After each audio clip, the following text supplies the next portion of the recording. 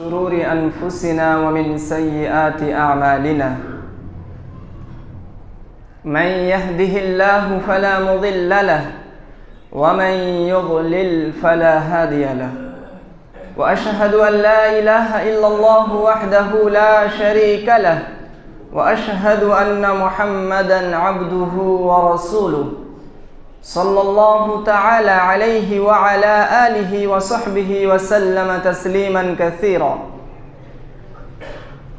يا أيها الذين آمنوا اتقوا الله حق تقاته ولا تموتن إلا وأنتم مسلمون يا أيها الناس اتقوا ربكم الذي خلقكم من نفس واحدة وخلق منها زوجها وبث منهما رجالا كثيرا ونساء واتقوا الله الذي تساءلون به والأرحام إن الله كان عليكم رقيبا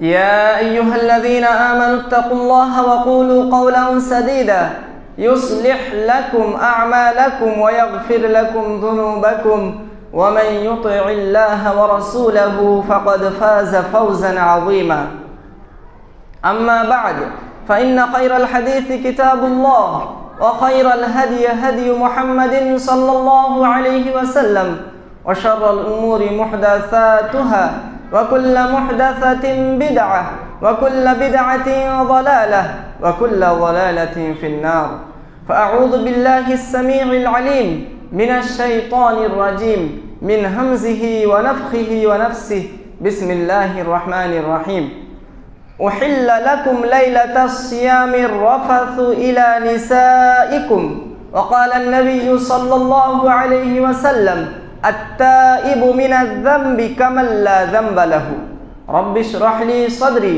ويسر لي أمري واحلل عقدة من لساني يفقه قولي سبحانك لا علم لنا إلا ما علمتنا إنك أنت العليم الحكيم সম্মানিত ও শ্রদ্ধেয় মুসলিমগণ, সমস্ত প্রশংসা সমস্ত গুণগান সেই মহান আল্লাহ রব্বুল আলামিনের জন্য, যিনি আমাদেরকে এই পবিত্র রমজান মাসের প্রথম জুমায় উপস্থিত হওয়ার তৌফিক দান করেছেন। আলহামদুলিল্লাহ। অতঃপর দরুদ ও সালাম বর্ষিত হোক সকল আম্বিয়া ও রসুলগণের ওপর, বিশেষভাবে আমাদের প্রিয় নবী মুহাম্মদুর রাসূলুল্লাহ সাল্লাল্লাহু আলাইহি ওয়াসাল্লামের ওপর। সম্মানিত মুসলিম সমাজ, রমজান মাস শুরু হয়ে গেছে আর আমরা এই রমজান মাসে প্রবেশ করে গেছি। আল্লাহ রব্বুল আলামিন এ কথাই কোরআনে কারিমে বলেছেন যে আইয়ামাম মাদুদাত, এই রমজানের দিনগুলি, এই সিয়ামের দিনগুলি মাত্র হাতে গোনা কয়েক দিন। এই রমজান মাস শুরু করলাম, এক এক করে দেখতে না দেখতেই 10 দিন শেষ হয়ে যাবে, আর শেষ দশকের দিনগুলি এত গতিতে ছুটবে, এত গতিতে যাবে যে আমরা হয়তো অনেকেই বুঝতেই পারবো না যে কি করে শেষ হয়ে গেল। ব্যস্ততার কারণে শেষ দিকে আমরা এতটাই ব্যস্ত হয়ে পড়ি। আল্লাহ রব্বুল আলামিন আমাদেরকে এই রমজান মাসের প্রতিটি মিনিট, প্রতিটি মুহূর্ত, দিনে হোক কিংবা রাতে, ভালো কাজে ব্যয় করার তৌফিক দান করেন, আমিন। সম্মানিত মুসলিম সমাজ, বলছিলাম যে এই রমজান মাসের দিনগুলি অতি দ্রুত তাড়াতাড়ি শেষ হয়ে যাচ্ছে। তাই মুসলিম জাতির মধ্যে ভাগ্যবান ওই সব ভাই বোনেরা যারা নিজেদের আমল নামা থেকে নিজেদের গুনাহ খাতাকে মুছে দিতে পারলো এবং নিজের আমল নামায় জান্নাত আল্লাহ রব্বুল আলামিনের কাছ থেকে ভালো কাজের মাধ্যমে লিখিয়ে নিতে পারলো যে সে জান্নাতি, এবং জাহান্নাম থেকে নিজেকে বাঁচিয়ে নিতে পারলো। আল্লাহ রব্বুল আলামিন এই কথাই কোরআনে কারিমে বলেছেন, এবং এটি হচ্ছে সবচাইতে বড় সফলতা। আল্লাহ রাব্বুল আলামিন কোরআনে কারিমের ভাষায় কত সুন্দরভাবে তুলে ধরেছেন, ফামান যুহজিহা আনিন নার ওয়া উদখিলাল জান্নাহ ফাকাদ ফাজ, যে যেই ব্যক্তি নিজেকে জাহান্নাম থেকে বাঁচিয়ে নিতে পারলো, জাহান্নাম থেকে বের করে নিতে পারলো এবং নিজেকে জান্নাতে প্রবেশ করে নিতে পারলো, জান্নাত নিজের আমল নামাতে লিখিয়ে নিতে পারলো, সে হচ্ছে বড় সফল, সে হচ্ছে মহা সফল। আল্লাহ রাব্বুল আলামিন আমাদেরকে যেন আবারও তৌফিক দেন যে এই রমজান মাস একটি ট্রেনিং এর মাস। এই রমজান মাস যেমন ধৈর্যের মাস, তেমন নিজেকে পরিবর্তন করার মাস। আল্লাহ রাব্বুল আলামিন আমাদেরকে যেন সঠিক পথের পথিক হিসাবে সারা জীবন বাঁচিয়ে রাখেন, আমিন।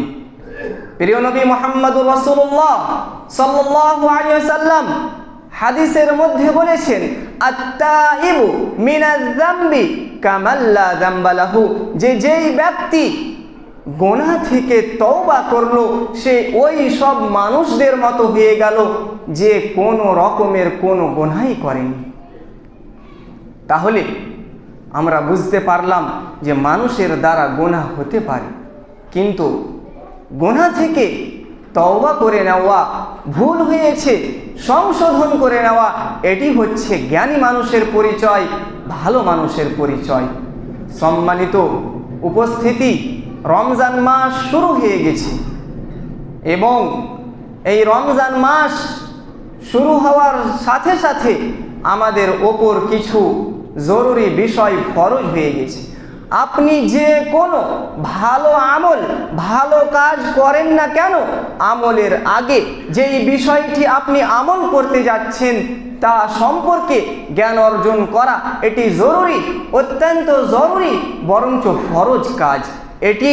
এ কথাই মহানবী সাল্লাল্লাহু আলাইহি ওয়াসাল্লাম বলেছেন যে তলাবুল ইলমি ফারিদাতুন আলা কুল্লি মুসলিম, যে প্রত্যেক মুসলিম নর হোক কিংবা নারী, সকলের ওপর এই দ্বীনি জ্ঞান অর্জন করা ফরজ ইবাদত।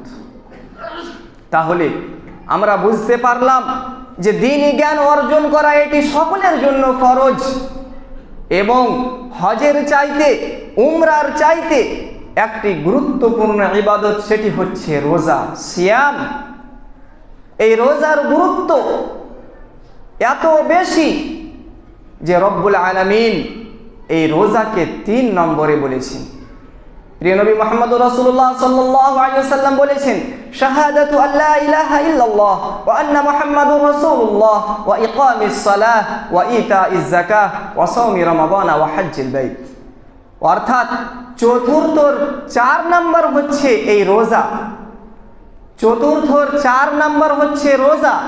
এর আগে হয়তো আমি 3 নম্বরে বললাম, জি না, চতুর্থর 4 নম্বরে হচ্ছে রোজা এবং 5 নম্বরে হচ্ছে হজ কিংবা উমরা। কিন্তু আমরা এই রোজাকে, আমরা এই যাকাত যেটি হচ্ছে 3 নম্বরে নামাজের পরে পরে, এই যাকাতকে আমরা 5 নম্বরে ঠেলে দিয়েছি। যাকাত অত্যন্ত গুরুত্বপূর্ণ একটি বিষয়, যার কারণে এই যাকাতকে আমরা 5 নম্বরে ঠেলে দেওয়ার কারণে অনেকের মধ্যে, অনেকের অন্তরে এই যাকাতের গুরুত্ব কমে গেছে। তারপরেও আলহামদুলিল্লাহ এখন অনেকেই যাকাত আদায় করছেন, কিন্তু আগের যুগে অধিকাংশই ধনী ব্যক্তিরা উমরা পালন করেছেন, হজ পালন করেছেন, কিন্তু যাকাত দেননি। তারা জানতই না যে এটি একটি ফরজ ইবাদত, এবং এটি ইসলামের যে 5টি খুঁটি রয়েছে তার মধ্যে 3 নম্বর হচ্ছে এই যাকাত। এবং এই যাকাতের চাইতে, হজের চাইতে এবং রোজার চাইতে অনেক বেশি গুরুত্বপূর্ণ সেটি হচ্ছে 5 ওয়াক্ত সালাত আদায় করা, 5 ওয়াক্ত নামাজ আদায় করা। এবং এই নামাজের চাইতেও অনেক বেশি গুরুত্ব সেটি হচ্ছে কালিমা লা ইলাহা ইল্লাল্লাহকে মেনে চলা। শুধু মুখে বললেই হবে না, শুধু মুখস্থ করলেই হবে না, আর শুধু জিকির করলেই হবে না, বরঞ্চ এই কালিমার যে দাবি তা পূরণ করতে হবে আপনাকে। লা ইলাহা ইল্লাল্লাহ, আল্লাহ ছাড়া কারো সামনে মাথা নত হবে না, কারো সামনে মাথা ঝুঁকবে না। ইল্লাল্লাহ, এবং আল্লাহ তিনি হচ্ছেন একমাত্র ইবাদতের যোগ্য। আমরা শুধুমাত্র এক আল্লাহ রব্বুল আলামিনের ইবাদত করব। সহজ ভাষায় বুঝলেন যে আমাদের মাথা কারো সামনে নত হবে না। যদিও আপনি তাকে সালাম করতে যাচ্ছেন, সৌদি আরবের গ্র্যান্ড মুফতি, প্রধান মুফতি, বিগত দিনের, এখন বর্তমানের নয়, বিগত দিনের প্রধান মুফতি শেখ ইবনে বাজ রাহিমাহুল্লাহ, তিনাকে কেউ যদি সালাম করতে যেত আর যদি মাথা সামান্যটুকুও নত করত, সাথে সাথে তিনি বলতেন সোজা হও, তিনি বলতেন সোজা হও, বডিকে সোজা করো। মানুষের সামনে, কারো সামনে, যদিও সে আপনার চাইতে অনেক বড়, আর যদিও আপনি ইসলামের কাজ পূরণ করছেন, সালাম দিচ্ছেন, তারপরেও আপনাকে মানুষের সামনে মাথা নত করবেন না। আর এটি অহংকার নয়, বরঞ্চ এটি হচ্ছে যে আল্লাহর হক মানুষকে দেব না। আল্লাহর হক আল্লাহর জন্য খাস, এটি মানুষের জন্য নয়। আপনি তাকে শ্রদ্ধা করেন, তার সম্মান করেন, কিন্তু তার সামনে আপনি মাথা নত করবেন না। সম্মানিত মুসলিম সমাজ, আমার আজকের যে বিষয় সেটি হচ্ছে সিয়ামের একটি গুরুত্বপূর্ণ পাঠ, গুরুত্বপূর্ণ দিক, সেটি হচ্ছে মুফসিদাতুস সিয়াম, অর্থাৎ রোজা বিনষ্টকারী বিষয়। রোজা কিসে আমাদের নষ্ট হয়ে যায়? নষ্ট হবে না, এর বহু কারণ রয়েছে, মেলা কারণ রয়েছে, কিন্তু যেই কারণগুলিতে আমাদের রোজা নষ্ট হয়ে যায় সেটি হচ্ছে কয়টি? আমাদের অনেকের হয়তো জানা নাই, আজকে শুনেলেন। রোজা নষ্ট হওয়ার মূল কারণ হচ্ছে শুধুমাত্র 7টি। এই 7টি কারণ ব্যতীত আর কোনো কারণে আপনার রোজা নষ্ট হবে না। কিন্তু রোজা নষ্ট হবে না আর না হওয়ার কারণ অনেক রয়েছে। যেমন আপনি যদি কানে ড্রপ দেন, এতে আপনার রোজা নষ্ট হবে কি হবে না? অনেকেই জানেন যে কানে ড্রপ দিলে রোজা নষ্ট হবে না, কিন্তু আপনি যদি নাকে ড্রপ দেন তাহলে কিন্তু আপনার রোজা নষ্ট হয়ে যাবে। কারণ আপনি নাকে ড্রপ দিবেন আর নাকে ড্রপ দেওয়ার সাথে সাথে কিন্তু আপনার সেই ড্রপ খাদ্য নালীতে পৌঁছে যাবে। তাহলে কানে ড্রপ দিলে আপনার রোজা নষ্ট হবে না, নাকে ড্রপ দিলে আপনার রোজা নষ্ট হয়ে যাবে। ঠিক তেমনই চোখে ড্রপ দিলে আপনার রোজা নষ্ট হবে না, কিন্তু মুখে ড্রপ দিলে আপনার রোজা নষ্ট হয়ে যাবে।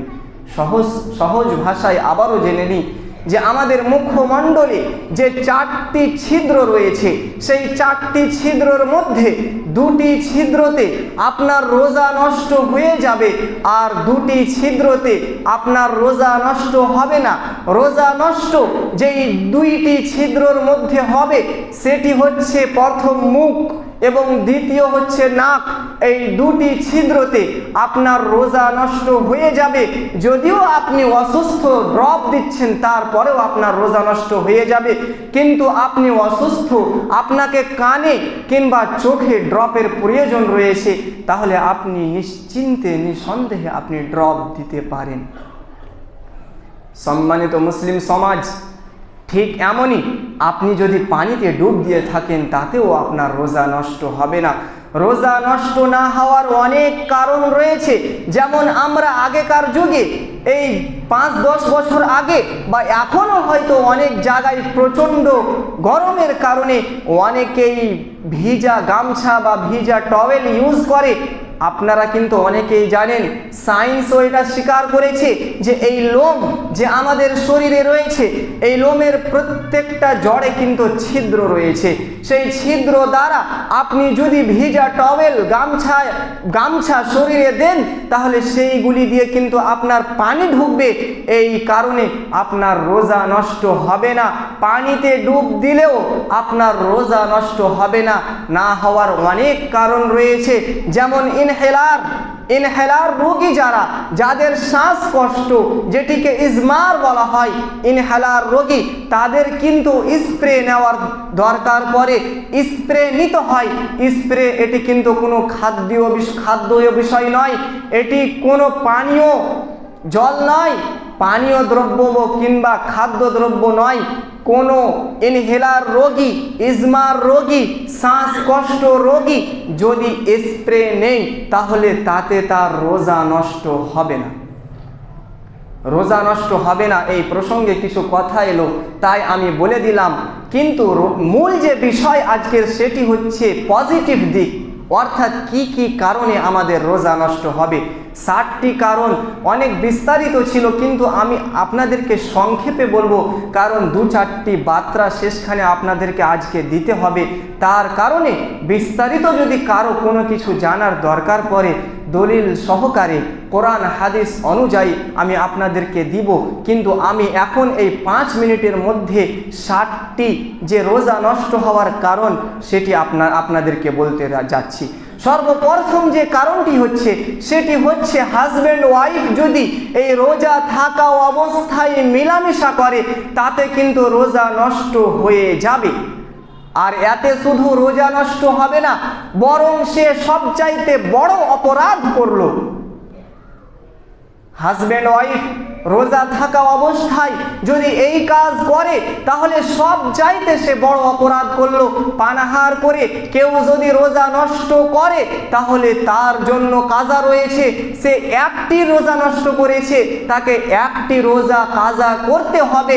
আর সে কাবিরা গুনাহ করেছে, তার জন্য তাকে আল্লাহ রাব্বুল আলামিনের কাছে তওবা করতে হবে, আল্লাহ রাব্বুল আলামিনের কাছে ক্ষমা চাইতে হবে। কিন্তু কোনো হাজব্যান্ড ওয়াইফ যদি এই কাজ করে রোজা থাকা অবস্থায় তাহলে সে অনেক বড়, তার জন্য শাস্তি রয়েছে এবং অনেক কঠিন তার জন্য কাফারা রয়েছে। সে তো ভুল কাজ করলো, বড় অপরাধ করলো, তার জন্য যেই কাফারা রয়েছে তার জন্য 3টি করণীয় তখন এসে যায়। যে রোজা নষ্ট করলো পানাহার করে তার জন্য 2টি করণীয়, সে সেই রোজাটিকে অন্য দিনে পূর্ণ করবে এবং রব্বুল আলামিনের কাছে সে যেহেতু কাবিরা গুনাহ করেছে তাই সে তওবা করবে। কিন্তু যে এই বড় ধরনের অপরাধ করলো রোজা থাকা অবস্থায়, তার জন্য কাফারা হচ্ছে যে সে 60টি রোজা রাখবে, 60। আর এটি হচ্ছে কঠিন কাফারা। সহজ কাফারাও ইসলামে রয়েছে। যেমন আপনি কোনো কাজ করার ক্ষেত্রে বা কোনো কাজ থেকে বেঁচে থাকার ক্ষেত্রে আপনি কসম খেলেন, তখন আপনাকে সেই কসম যদি আপনি ভঙ্গ করে দেন তাহলে আপনাকে 10টি মিসকিনকে খাবার খাওয়াতে হবে কিংবা 10 জন মিসকিনকে কাপড় পরাতে হবে। যদি আপনি তা না পারেন তাহলে আপনাকে 3টি রোজা রাখতে হবে। এটি হচ্ছে কসমের কাফারা। কিন্তু এই রোজা অবস্থায় থাকাকালীন যে হাজব্যান্ড ওয়াইফ এই কাজ করলো তার জন্য কাফারা হচ্ছে, প্রথম কাফারা যে সে 60 সে রোজা রাখবে। আর এই রোজা রাখা অবিরাম রাখবে, মাঝখানে যেন কোনো রকমের কোনো গ্যাপ না থাকে। হ্যাঁ, শরীয়তের যদি কোনো বাধা, শরীয়তের যদি কোনো উযুর থাকে, দেখা গেল যে সে রোজা রাখতে রাখতে অসুস্থ হয়ে পড়েছে, তাহলে আপনি আবার যখন সুস্থ হবেন, যদি আপনার 20টি রোজা হয়েছিল, আবার 20টির পর থেকে আপনাকে অবিরাম বিনা কোনো গ্যাপে 60টি রোজা পূর্ণ করতে হবে। দেখা গেল আপনার কোনো বিশেষ কাজ পড়ে গেছে, সফরে বের হলেন, দিল্লি কিংবা মুম্বাই যেতে হলো, তাহলে আপনি সেই ক্ষেত্রে রোজা ছেড়ে আপনি আবার 5 দিন 10 দিন যতদিন সফরে থাকলেন, আবার আপনাকে তারপরে যে গণনা রয়েছে সেই গণনা 60টি গণনা আপনাকে পূর্ণ করতে হবে। এবং এই রোজা যে রাখবে 60টি, অনেকেই বলতে পারে যে আমি তো এই 60টি রোজা রাখতে পারবো না, আমার তো 40-50 বছর বয়স হয়ে গেছে। কার জন্য এই 60টি রোজা রাখতে হবে আর কার জন্য 60 জন মিসকিনকে খাবার খাওয়াতে হবে? কারণ যেই ব্যক্তি এই 60টি রোজা না রাখতে পারবে তারপরেই তার জন্য করণীয় হচ্ছে যে সে 60 জন মিসকিনকে খাবার খাওয়াবে। এর মূল মাপকাঠি হচ্ছে যে যেই ব্যক্তি রোজার মাসের সিয়াম রাখলো, যেই ব্যক্তি এই রমজান মাসে রোজা রাখতে পারলো, নিঃসন্দেহে তাকে এই 60টি রোজাও পূর্ণ করতে হবে, যদিও তার জন্য কষ্ট হয়। তাহলে আমরা বুঝতে পারলাম প্রথম অপরাধ রোজা নষ্ট হওয়ার প্রথম যেটি কারণ সবচাইতে বড় অপরাধ। দ্বিতীয় নম্বর হচ্ছে ইন্টেনশনাল মাস্টারবেশন। ইচ্ছাকৃতভাবে কেউ যদি মাস্টারবেশন করে তাতেও রোজা নষ্ট হবে।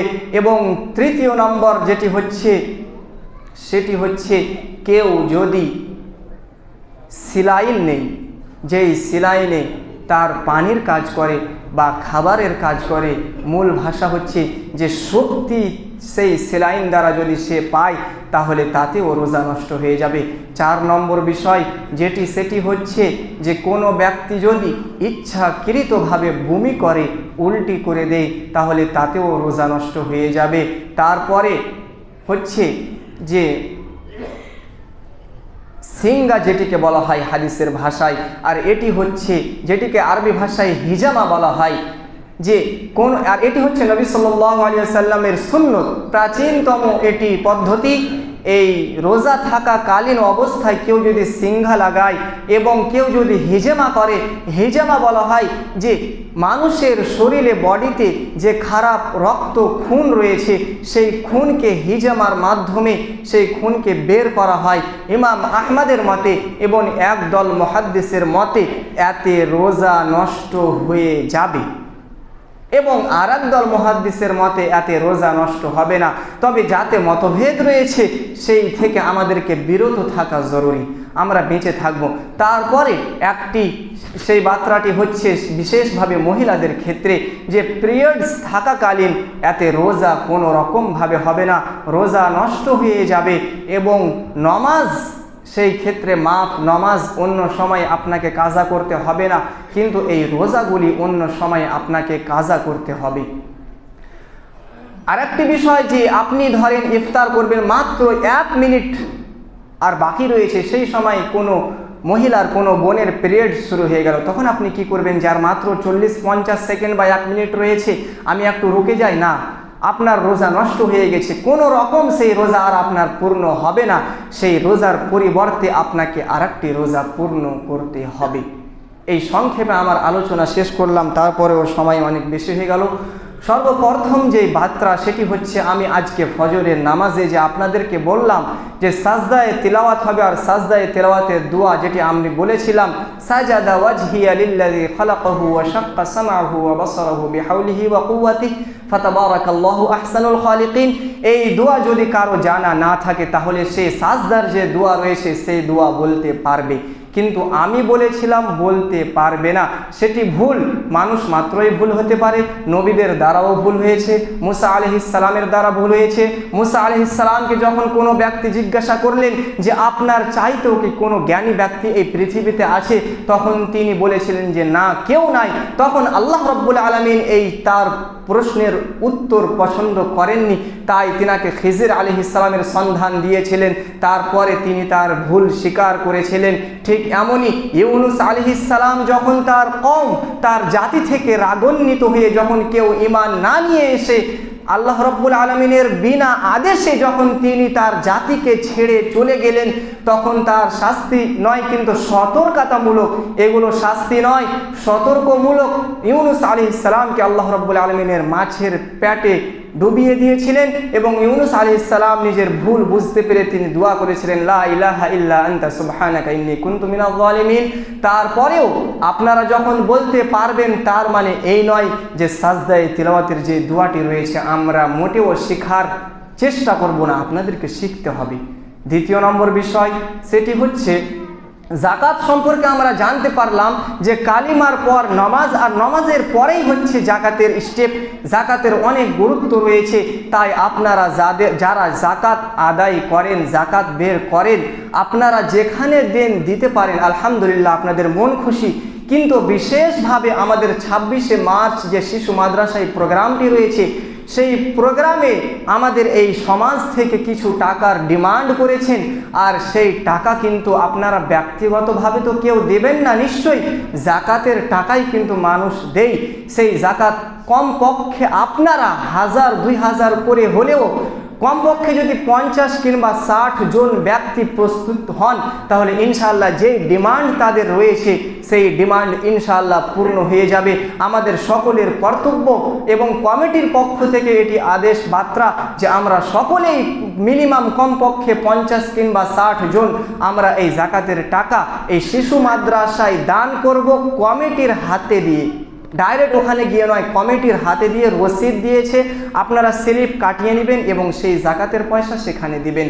তৃতীয় নম্বর হচ্ছে মহিলাদের ক্ষেত্রে প্রথম দিনই অ্যানাউন্স করা হয়েছিল যে তারাবির নামাজের ক্ষেত্রে আপনাদের অনেক হইচই হচ্ছে, আপনারা বিশেষভাবে ধ্যান রাখেন। সিঁড়িতে যারা রয়েছে তাদের জন্য তো গার্ড, তাদের জন্য তাদেরকে মারধর করা হবে যারা বাচ্চা ছেলে মেয়েরা রয়েছে, কিন্তু বিশেষভাবে শুনতে পেলাম যে না, যেখানে মহিলারা নামাজ পড়ে তার মধ্যেও অনেকেই বড় ধরনের মেয়েও বিশেষ হইচই করে। তাহলে আপনারাও সতর্ক হয়ে যান, না হলে আপনাদের নাম নোট করে আপনাদের বিশেষভাবে শুধু আপনাদের জন্য আপনাদেরকে নামাজ পড়া থেকে বিরত থাকতে হবে এবং বাধা পড়তে পারে। ইবাদত আমরা আল্লাহ রাব্বুল আলামিনকে রাজি করানোর জন্য করব। তারপরে আরেকটি বার্তা হচ্ছে এই রমজান মাস অত্যন্ত পবিত্র মাস। এই রমজানে এই মসজিদ, এত বড় মসজিদ, একটি যে ইন্তজাম রয়েছে ধোয়া মোছার, এতে কিন্তু 2-3 জন ভাই অনেক কষ্টতে রোজা রেখে তিনারা পরিষ্কার করেন। তাদের কি বিকল্প আল্লাহ রাব্বুল আলামিন দিবেন? মসজিদের যে গুরুত্ব রয়েছে, মসজিদ থেকে যে একটি মাত্র লকড়ি কিংবা সামান্যটুকু কোনো জিনিস বের করে ফেলে, তার জন্য যে কি গুরুত্ব রয়েছে হাদিসে। তাই আপনাদেরও দায়িত্ব যে যারা এই মসজিদের আশেপাশে রয়েছেন, যারা দূরেও রয়েছেন, তারাও যদি চান এই মসজিদ পরিষ্কারের ক্ষেত্রে 2-5 জন আরও হলে বেশি ভালো। কমপক্ষে এই রমজান মাসের শুক্রবারের দিন বিশেষভাবে আসুন। আর তারপরে আপনার ব্যক্তিগত বিষয় আরও 2-1টি কথা ছিল, ইনশাআল্লাহ সেগুলি পরে বলবো। রব্বুল আলামিন পরিশেষে আমাদেরকে এই রমজান মাস, যেটি একটি ট্রেনিংয়ের মাস, ধৈর্যের মাস, এই মাসে আমাদেরকে যেন পরিবর্তন হওয়ার তৌফিক দান করেন। রব্বুল আলামিন আমাদেরকে সদা সর্বদা সহি শুদ্ধ কোরআন হাদিস অনুযায়ী বলার এবং সাথে সাথে আমল করার তৌফিক দান করেন। এবং আমাদের যদি জেনে জানা থেকে এবং অজানা থেকে ইচ্ছাকৃতভাবে অনিচ্ছাকৃতভাবে যদি কোনো রকমের ভুল হয়ে যায়, তাহলে রব্বুল আলামিন যেন আমাদেরকে ক্ষমা করেন। রব্বুল আলামিন আমাদেরকে সারাটি জীবন যেন তাওহীদের পথে, কালিমার পথে টিকিয়ে রাখেন। আমিন। আকুলু কওলি হাযা ওয়া আস্তাগফিরুল্লাহ লি ওয়া লাকুম ওয়া লিসাইরিল মুসলিমিন মিন কুল্লি যাম ফাস্তাগফিরুহু ইন্নাহু হুয়াল গফুরুর রহিম।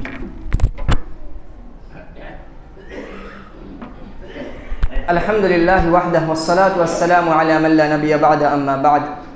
ইন্না আল্লাহা ওয়া মালাইকাতাহু ইউসাল্লুনা আলান নবী ইয়া আইয়ুহাল্লাযীনা আমানু সাল্লু আলাইহি ওয়া সাল্লিমু তাসলিমা। আল্লাহুম্মা সাল্লি ওয়া সাল্লিম আলা নাবিয়্যিনা মুহাম্মাদিন সাল্লাল্লাহু আলাইহি ওয়াসাল্লাম। রব্বানা আতিনা ফিদ দুনিয়া হাসানাতাও ওয়া ফিল আখিরাতি হাসানাতাও ওয়া কিনা আযাবান নার। সুবহানা রাব্বিকা রাব্বিল ইজ্জাতি আম্মা ইয়াসিফুন ওয়া সালামুন আলাল মুরসালিন ওয়ালহামদুলিল্লাহি রাব্বিল আলামিন।